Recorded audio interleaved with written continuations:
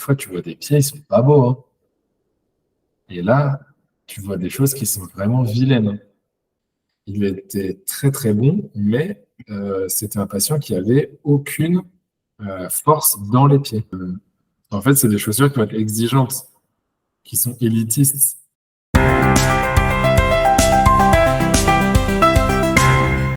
Bon, on va parler de la podologie spécifique à la course à pied et au trail. Mais avant de commencer, j'aimerais déjà que tu te présentes sur ton parcours. Et moi, je suis diplômé de podologie en 2017 à l'EFOM à Paris. Après, très rapidement, le sport, ça m'a toujours intéressé. Donc, je fais des formations orientées plus sur la course à pied, volo d'haleine avec les préférences motrices. Donc, ça va te permettre d'avoir des notions qui vont être assez intéressantes pour comment aborder le coureur dans son ensemble. Après, donc, j'ai fait plusieurs remplacements. J'ai pas mal eu des expériences avec des confrères et consoeurs qui avaient des cabinets qui étaient assez orientés sport du fait de la localisation, beaucoup en Savoie, après au bord de la mer. Et ensuite, j'ai fait donc une autre petite formation, un DU en trail running à Besançon. Et là, cette année, DU podologie du sport à Lyon. Voilà, ça, c'est les grosses formations un peu, on peut dire, officielles, tu vois, dans le Ok. sport. Qu'est-ce qui t'a donné envie de te spécialiser dans le running et le trail? Je pense qu'au début, dès que tu sors de l'école, tu choisis un petit peu, tu t'orientes un peu vers ce que tu préfères, on va dire, pratiquer. Donc, et après, c'est plus une expérience personnelle, en fait. La course à pied, ça a pris une part déjà personnelle dans mon temps. Et finalement, je me suis dit, mais moi, je pratique la course à pied, je suis professionnel de santé. Pourquoi pas déjà, pour moi, ma culture perso, essayer. Puis en plus, c'est vrai que c'est un sport. Le running, c'est un sport qui est en plein essor. Running, trail surtout. Le trail, ça explose là. Et donc, tu finis par t'installer aussi dans une région où il y a énormément de sportifs et beaucoup de sports en extérieur, et notamment beaucoup de trail et de course à pied. Donc, finalement, après, tu as une population qui vient au cabinet, qui en demande. Donc, ne serait-ce que pour pouvoir les prendre en charge plus facilement, ma culture perso, tout ça, c'est ça qui m'a vraiment orienté là-dedans, quoi. Ok.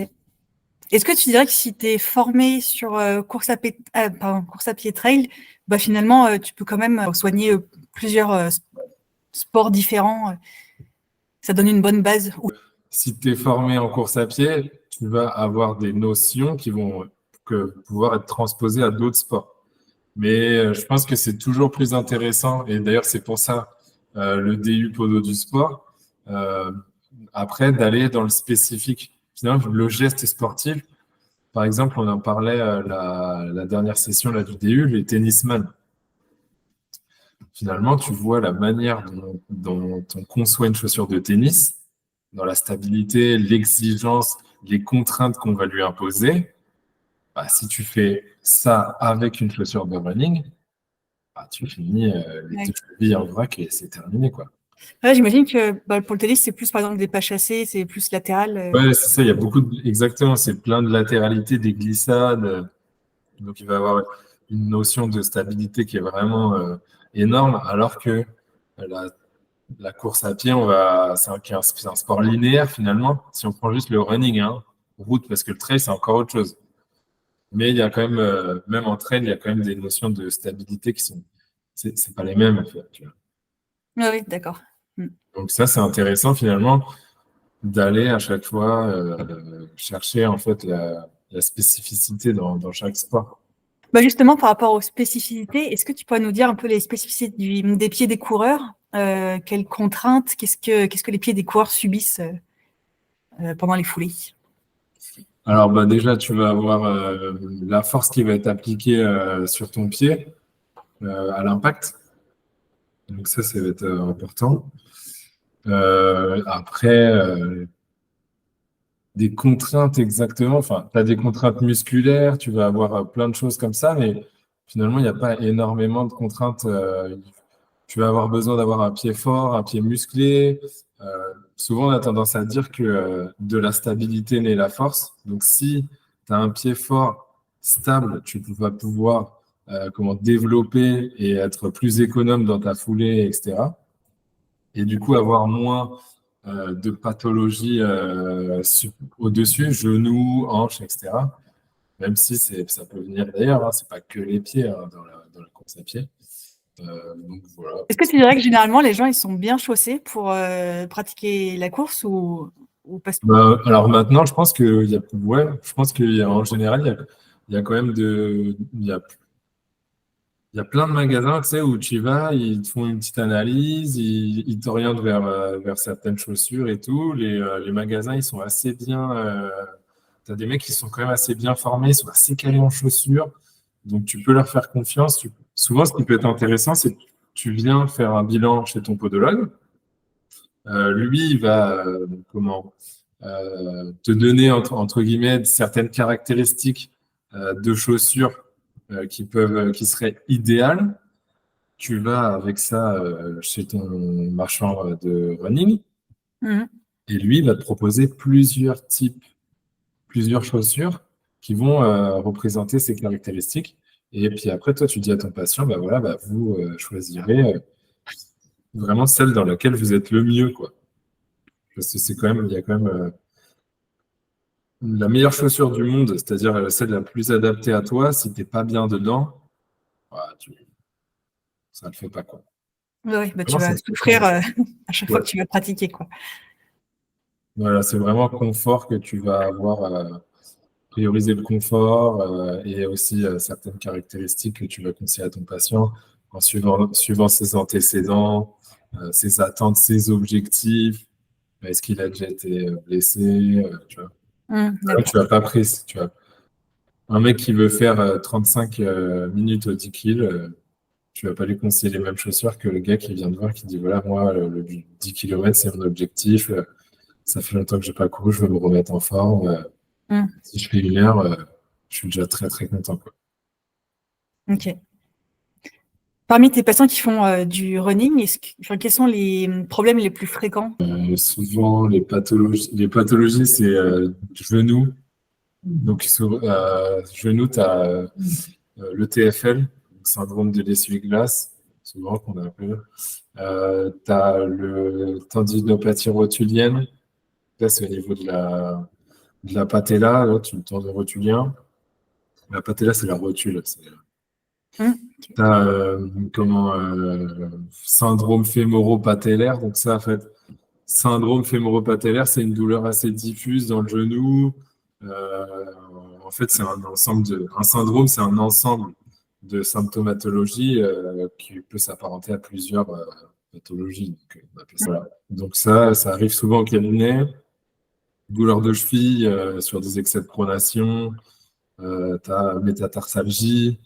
Donc ça va être myoaponévrose plantaire, tendinopathie d'Achille, vraiment genou et finalement intrinsèque, extrinsèque du pied, bah, membrane, quoi, de toute façon, tu vois, plus membrane. Mais le Ok. plus souvent, quand même, je rencontre plus souvent, qui viennent au cabinet, c'est plus des tendinopathes, enfin des problèmes musculo-squelettiques, jambes et chevilles, tu vois, D'accord. nous et en dessous. Moi, c'est surtout ça que j'ai. Dans les cas comme ça, du coup, tu proposes des semelles, des exercices, les deux. Tout. Un peu tout. Bah, déjà, tu vois où est-ce qu'il est, où est-ce qu'il en est, parce que souvent, toi, bah, après, tu as des patients qui viennent te voir en première intention si ils t'ont déjà vu et s'ils ont un problème vraiment pied, tu vois, Mm. mal au pied, il est déjà venu te voir, tu as instauré une relation de confiance. Bah, du coup, si c'est le pied, il vient te voir direct. Et donc, c'est à toi d'identifier le problème et s'il faut, de le réorienter. Mais après, ou alors après, le patient, il arrive, il est déjà en cours chez le kiné, il a déjà vu son ostéo, et donc train de dire, bon, est-ce que le podologue, avec les semelles, il peut essayer d'aider, etc. Donc, tu vas faire ton bilan. Donc, le bilan, en gros, nous, au cabinet, ce qu'on fait, c'est qu'on va regarder sa statique, puis après, on va le regarder courir sur tapis, sans chaussures et avec chaussures. Donc, on a un tapis, on enregistre avec des caméras. Donc, ça nous permet de voir deux profils, de dos et de face. Comme ça, on voit un petit peu donc sa foulée. Pourquoi tu fais avec et sans chaussures? Alors, pour voir si il y a une grosse différence entre de foulée avec la chaussure. Donc, tu as des patients en fait qui vont avoir une foulée très dénaturée avec leurs chaussures. Et donc là, après, tu vas t'interroger sur est-ce que aujourd'hui c'est intéressant de changer de chaussure. D'accord. Parce que peut-être qu'aujourd'hui, ton patient, il va pas être assez en forme, entre guillemets, pour utiliser cette chaussure. Parce que tu as des chaussures qui vont être plus exigeantes que d'autres, plus élitistes que d'autres, tu vois, de la manière dont elles sont conçues, etc. Donc, et après, tu fais d'autres tests, tu vas déterminer un profil moteur de ton patient. Et puis avec, tu vas pouvoir lui proposer donc soit une paire de semelles, s'il a besoin. S'il faut, tu réorientes chez l'ostéo si tu vois qu'il y a un trouble ostéo-articulaire, etc. Nous, en tant que podologue, on a le droit de faire un petit peu de thérapie manuelle pied-cheville. On ne va pas au-dessus. Et après, des exercices aussi. Ça, c'est depuis pas longtemps où il y a de plus en plus de podos qui donnent un petit programme d'exo, renfo, pied, cheville. Il y a pas mal d'études là qui sont sorties récemment sur l'importance des muscles intrinsèques et extrinsèques de pied, notamment sur la prévention des blessures en course à pied. Et du coup, soit tu es en maison de santé, tu vois avec son kiné, hop, il intègre un peu ça dans le. Soit tu lui donnes un petit programme que tu peux faire avec lui, au cabinet, tu lui montres les exercices, etc. Donc oui, il sort toujours avec un petit truc. Semelle, c'est pas automatique, quoi. D'accord. Et chez les coureurs les plus chevronnés, tu vois qu'il y a quand même des fois des muscles qui sont pas assez forts et Ouais. du coup, à renforcer? Par exemple, là j'ai le cas d'un patient, un jeune, il a quoi? Il a 28 ans. Et l'année dernière, il s'est lancé il voulait battre son record sur 10 km, tu vois. Ok. Et donc, il a chargé énormément, il a augmenté son volume de course à pied. Il court très, très bien, hein. Son record sur 10 km, c'est 36 minutes. Enfin, c'était 36 minutes parce que là, il a explosé. Mais donc, ça veut dire que ça court vite, quoi. Donc, il augmente son volume et tout. Et il finit par se déclencher une apronévrosite. Et donc après, tu viens tester, tu vois que en fait, il était très très bon, mais c'était un patient qui avait aucune force dans les pieds. Il y avait pas. Déjà, tu lui demandais par exemple de lever le gros orteil et les autres orteils de manière différente, il n'y arrivait pas. Ah ouais, d'accord. Ok. Et Donc en il fait, courait avec les muscles plutôt. ouais, en fait, son pied n'était pas actif. Et du coup, tu vois dans ces moments-là, après, quand il augmente son volume de course à pied, donc, quand tu veux augmenter le volume, tu vas augmenter le stress en fait sur tes structures, tes tendons, tes os, tes articulations, ton cartilage, enfin voilà. Et du coup, bah, tu vois que la structure, malgré le fait que ce soit un très très bon coureur, bah, elle n'est pas assez forte pour supporter la charge de travail qu'il lui a demandé. Donc là, il s'est tapé pendant 4 mois une aponeurosie, tu vois. Maintenant, il a intégré dans son entraînement des étirements, du renforcement spécifique pied-cheville. Et là, il vient de faire, c'était quand c'est dimanche, il s'est qualifié au championnat de France de 10 km. Tu vois. Donc tu as vraiment participé à sa performance. Yes, c'est cool. C'est en plus un jeune avec qui je cours, donc on se voit souvent, mais ouais, c'est intéressant. Puis c'est intéressant que lui il prenne aussi conscience de l'importance de ça. Et toi, tu as un acte, en fait, tu as aussi un acte de prévention, tu vois. Lui, il est venu au cabinet, on lui a pas fait de semelle. Oui, pas En besoin. plus, de toute façon, à la base, il n'en voulait pas. Du coup, ça m'intéresse de savoir pourquoi les gens, des fois, ne veulent pas du tout de semelle. Qu'est-ce qui les dérange? Alors, je pense que sur on va dire sur les coureurs notamment, maintenant, tu as beaucoup de médias Internet, tu vois. Mhm. En fait, c'est beaucoup des réseaux.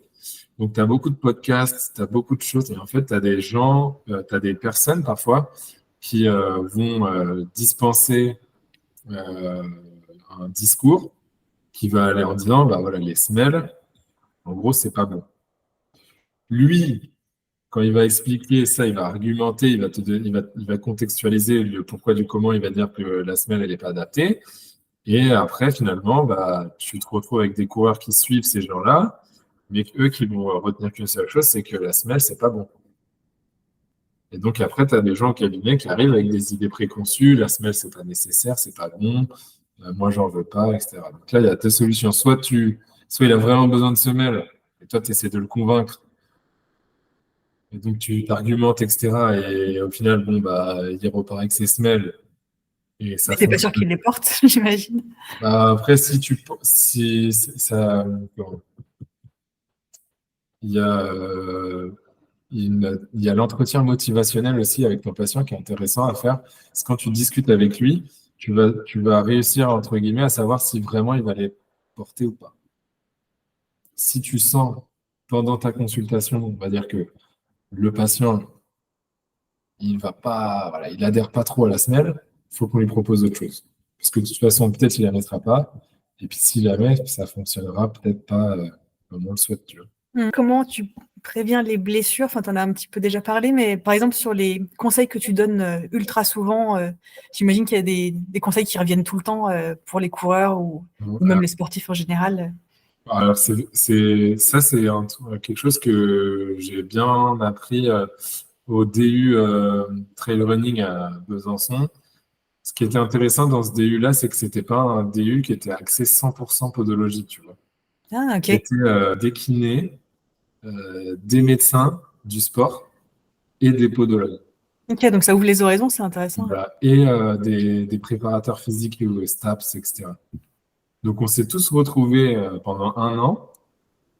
Et en fait, il y a beaucoup de choses que tu apprends sur la gestion du volume. En fait, gérer la charge et quantifier en gros le stress que tu vas induire à ton corps. Et aujourd'hui, tu remarques que souvent, les gens qui se blessent, c'est des gens qui ont soit pas respecté dans leur programme d'entraînement les phases de récupération, Ok. des gens qui se sont entraînés trop fort, trop vite, trop longtemps. Et donc, finalement, ils n'ont pas laissé à leur organisme le temps de s'adapter à la contrainte. Et donc, à ce moment-là, la prévention des blessures, aujourd'hui, je trouve au cabinet, le discours que je vais avoir, c'est surtout attention à la gestion de votre charge, à la gestion de votre volume. Quand maintenant, on a tous des montres connectées, on peut, t'as beaucoup de coureurs qui suivent leur cardio avec une ceinture, donc c'est plus précis. Tu as plein d'outils gratuits sur Internet comme Nolio qui va te permettre de gérer tes charges d'entraînement, quantifier tes charges d'entraînement. Et souvent, quand il y a une blessure, si tu regardes un petit peu ce qui a été fait, c'est que tu vois que c'est monté trop d'un coup et c'est jamais redescendu, il n'y a jamais eu de phase de récupération. Donc, faire attention à sa charge d'entraînement, son volume. Vaut mieux une séance de moins qu'une séance de trop. Tu es fatigué, ou le boulot, tu es un peu stressé, ton entraînement, il augmente, et toi, tu te mets trop la pression, tu veux absolument rentrer les séances, les séances. Et là, paf, ça pète parce qu'en fait, tout cumulé dans ta vie, c'était trop pour ton corps. En fait, vraiment, gérer le volume, c'est gérer à la fois ce que tu fais à l'entraînement et ton environnement, en fait. Ouais, tout est lié. Forcément, si tu as une fatigue générale, ça se ressent aussi. Parfois, fatigué, tu t'entraînes trop, sur cette période de fatigue, tu te blesses. Est-ce que tu en vois beaucoup qui continuent malgré la douleur leur programme? Enfin, ils sentent que voilà, ils se sont blessés, mais bah, ils continuent quand même. Et la douleur, elle traîne pendant des semaines, des mois. Ça Des s'empire. années même, ouais. Des années. Des années, Et ok. ouais. T'as des mecs ils ont une douleur J'ai un patient, il a une douleur tendon d'Achille depuis 3 ans. Ah oui. Et en fait, il s'est habitué à cette douleur. Donc, peu importe ce que tu lui dis, il va continuer à courir, tu vois. D'accord, c'est devenu sa normalité. Ouais, Et en est-ce fait, qu'il c'est a quand même exactement essayé de ça. traiter avec d'autres professionnels de santé ou Ah oui, oui, lui, il a fait mésothérapie, kiné, ostéo, podo, enfin voilà, il fait plein de trucs, quoi. Hmm. C'est un mec il suit tout ce qu'il fait, il quantifie tout ce qu'il fait, tu vois. Il sait il a tout un programme, tout ce qu'il fait, c'est carré, hein. Mais il a son truc, il a cette douleur-là, il faudrait peut-être qu'il coupe pendant euh, peut-être qu'il fasse une grosse coupure, peut-être 10-12 jours, et après qu'il fasse une reprise progressive, très progressive. Peut-être ça pourrait être la solution, mais c'est pas, ça, c'est quelque chose que tu peux pas lui proposer, tu vois, à lui. Ah ouais, c'est pas dans son profil. Tu lui dis ça, il dit OK. C'est assez intéressant. Alors, cette vision entraînement et charge. Ouais. Je voulais te demander aussi si tu voyais des évolutions, bah, soit dans les équipements sportifs, soit dans la prise de conscience des sportifs, si tu vois qu'il y a des choses qui changent à ce niveau-là pour le en Euh, général. Bah, l'évolution, tu la vois dans les chaussures de course à pied déjà. Hmm. Les équipements, oui, hein, c'est toujours c'est là. En fait, le sport, c'est l'optimisation, Oui, la recherche de performance. Tu vois. Il y a des marques qui ont investi des sommes astronomiques dans des chaussures pour essayer de casser la barre mythique des 2 heures au marathon. Tu vois. ça fait la bonne pub. Comment? Ça fait une bonne pub. Ça fait une bonne pub. Et donc, oui, tu vois l'évolution, surtout dans le matériel, bah, c'est un petit peu les innovations et tout qui vont dicter un peu ce qui va se passer dans le matériel. Et aussi, là où ça va être dur, ça va être plutôt d'expliquer à nos patients que les chaussures qu'ils voient sur Internet ou autre, c'est pas les chaussures pour tout le monde. Hmm. Là où, par exemple, bah, tu as des chaussures à plaque carbone là, qui arrivent là, qui sont en plein essor surtout en course à pied, un peu moins en trail, mais encore qu'il y en a certains qui le font. Euh, En fait, c'est des chaussures qui vont être exigeantes, qui sont élitistes. Donc toi, tu viens, tu arrives, tu es coureur, entre guillemets, on va pas dire que tu pas débutant, mais tu es moyen, quoi, t'es un coureur moyen. Tu te dis, ouais, je vais prendre cette chaussure-là, ça va augmenter mes performances. Donc tu l'achètes, tu investis, mais physiquement, ton corps, il n'est pas prêt. Donc les muscles ne sont pas assez forts pour. En fait, tout simplement, c'est tellement exigeant comme chaussure que c'est une chaussure qui risque de te blesser, en fait. Hmm. Là, c'est là où on doit faire nos attentions, je pense, sur le matériel, tu vois. Le matériel peut être une cause de blessure. Je dis bien peut être, hein, c'est pas, souvent c'est l'entraînement. C'est quand D'accord, ouais. sur la charge. C'est plus souvent. Le matériel, ça vient un peu après. Quand Euh, les patients ils arrivent avec leurs chaussures, tu arrives à voir, toi, si la chaussure justement est et pour un niveau supérieur. alors, tu te tiens au courant un petit peu de ce qui se fait comme chaussure. Si t'es pas trop informé, bah, il y a toujours Pot d'Oxygène. Je fais de la pub pour eux. Ils ont fait un super comparateur entre guillemets de chaussures. C'est qu'ils ont référencé énormément de chaussures de running et trail. Tu vas sur leur site, tu peux choisir en fonction des marques, du drop, enfin, de différentes caractéristiques de chaussures, et ça va te sortir des modèles. Et déjà là, tu vas pouvoir, toi, avoir un peu une idée de ce que c'est. Si tu es au cabinet, tu vois un modèle, tu sais pas trop ce que c'est, tu tapes la marque, tu regardes le modèle, et hop, tu as les caractéristiques de la chaussure. S'il y a des renforts de stabilité, s'il y a une plaque carbone, si il y a le drop, l'épaisseur de la mousse, enfin toutes ces infos que toi tu peux pas forcément avoir parce que tu Mm. peux pas tout avoir, c'est impossible. Donc là, super cool, ça t'aide. Et donc après, tu peux aider ton patient, l'orienter. Tu peux voir en fonction des tests que tu fais, est-ce qu'il a une chaussure qui est adaptée pour lui? Est-ce que tu vois? Et je vais demander aussi si tu avais un cas marquant de patient que tu as pris en charge. Alors, c'est pas un cas marquant, il n'y a pas de cas.